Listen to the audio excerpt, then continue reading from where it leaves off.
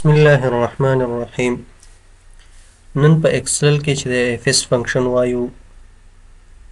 اف اس فنکشن چې د څه دپاره استعمالیږي په دې باندې کار کوو. تېره ورځ مو نسټډ اف لوستی و.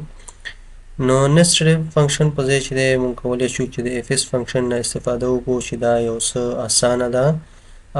کار چې دی یو څه لنډیږي د نسټډ اف پر ځای باندې دا اسانه ده. نو راځو دغه کوم درجه چې تېره ورځ مونږه کار کړې وه همدغه درجه نن د اف اس فنکشن په واسطه کاروو. لومړی راځو دلته به ولیکو ایکوال. زه به دا نور کلیر کړم دې ځای نه، دا به ټول ختم کړو، ډیلیټ. اوس راځو ایکوال لیکو اف اس ټیب به ووهو. دلته راځو ګوره لاجیکل ټیسټ 1 دی، ویلیو اف ټرو دی. راځو ورته ویو که چېرته دغه فیصدي زیاته شوه د 80 نه کمه، نو دلته ولیکه الف درجه ډبل کوټ کمه. اوس دوباره مونږ اف اس ته ضرورت نشته، بیا همدغه سی 2 سل زه ورته وایم که چېرته راشو دا به خپله ولیکو چې سی 2 د دې سل ادرس دی، دغه سل ادرس مونږ ولیکو. ګوره دا سلیکټ شو دغه سی او 2 د دې سل ادرس مو ولیکو. بیا ورته لیکو که چېرې دا لویه شو د 80 نه نو کامه دې ته ولیکه چې بې درجه. بیا کامه که چېرته همدغه سی 2 سله لوی شو د 80 نه نو دې ته ولیکه کامه، دې ته ولیکه چې جیم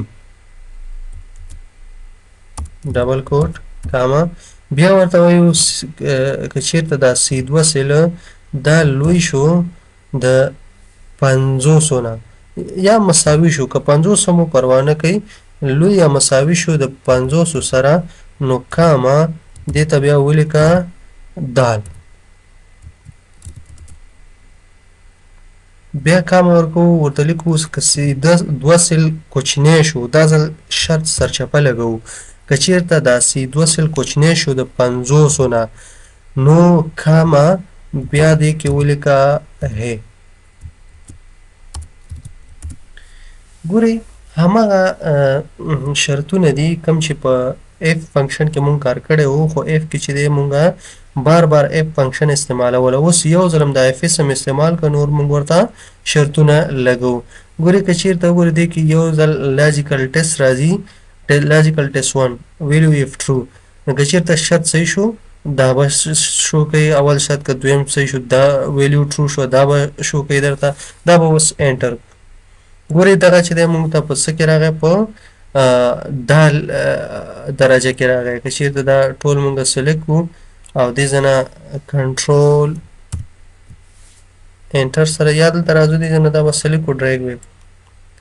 کله چې په دې نور دا فارمولا ډریګ کړو نو دې ټولو باندې اپلای شوه دا هر یو چې دی. ګورئ دا اوس مونږ ورته ویلي وو که چېرته د 500 نه بره شو دال درجه، که د 80 نه بره شو د 80 نه بره شو د بې درجه، که د 80 نه بره شو جیم درجه. ګوره 80 نه بره مونږ ورته ویلي وو الف درجه، دا ټول د 3 واړه 80 نه بره دي، دا د 500 نه ښکته دي، نو دې ته هی ولیکله.